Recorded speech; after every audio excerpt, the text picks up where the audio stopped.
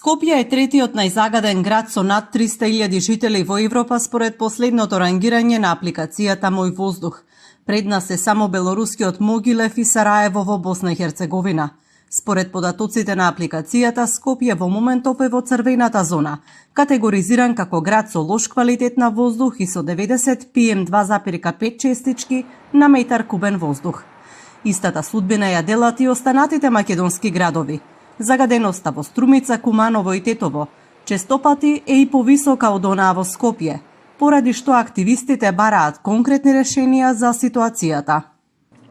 Прво само да прецизирам да Скопје е меѓу најзагадените во светот, ама ги земат во обзир само големите градови. По податоците испаѓа дека Струмица е позагадена од Скопје, што е малку апсурдно. Сега ние на 24-ти припремаме протест пред Глобал. Дали очекуваме дека нешто ќе се смени? Не сме оптимисти дека после протестот веднаш ќе се смени. Вака што после последниот протест имавме месец дена чист воздух и политичарите се фалеа дека го послушале гласот на народот, ама имавме ветар. Но за екоактивистите само јавниот притисок може да ги придвижи работите кога институциите се бавни. Тие сметаат дека обединувањето на граѓаните околу вакви клучни прашања даваат постепени, но загарантирани резултати, бидејќи се гради свесност за опасноста од загадениот воздух.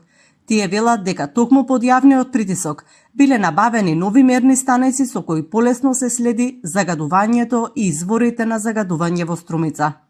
Точно е дека домаќинствата преземат добар дел од загадувањето, ама имаме и други загадувачи.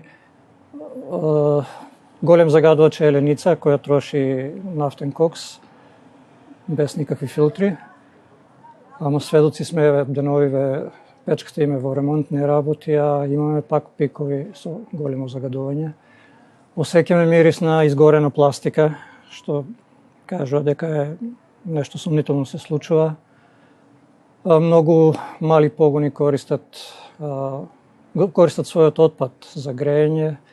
Не знаеме дали е тоа, толку им се квалитетни печките, дали имат филтри.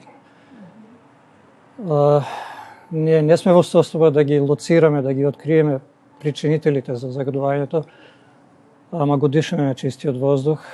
За една седмица во Струмица ќе се одржи протест во центарот на градот со цел да се алармираат институциите и инспекциите, но и да се лоцираат најголемите загадувачи, како и да се предупредат дека загадувањето е црвена линија од која граѓаните нема да отстапат додека не се реши. Министерството за животна средина засега не прецизира какви мерки ќе се преземат надвор од интервентните, според кои се препорачува седење на затворено и движење со заштитни маски во периодите на најголемите загадувања.